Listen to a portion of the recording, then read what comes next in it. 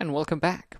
So in this video we're going to be looking at IDLE, just a quick overview as to what it can do and what it's used for.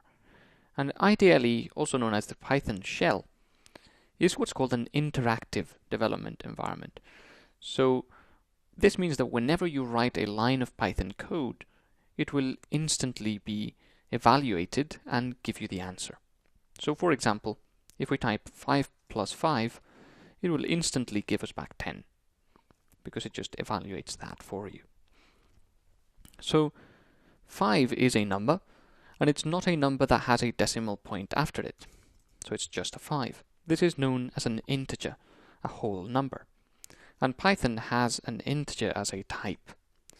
This means that for Python, the number 5 and the number 5.0, for example, are completely different numbers, and they are in fact different types. Similarly, this is also a completely different type and a completely different thing in general. This is known as a string, and a string is simply a collection of characters and numbers and symbols that are enclosed between quotation marks. Python treats this literally, so it will not do anything. If we say 5 plus 5, it will simply give us back 5 plus 5 because it assumes that we simply want the collection of numbers and symbols that we've given it.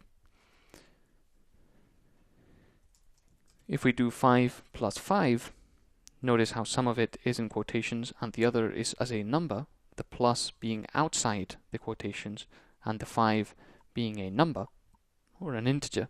This gives us an error because it doesn't know what to do with the string and the number added together.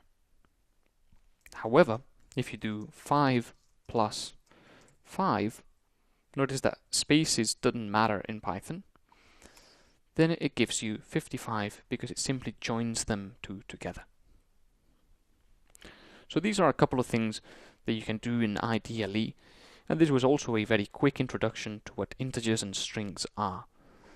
In the very next video, we might look at some variables. So I'll see you there.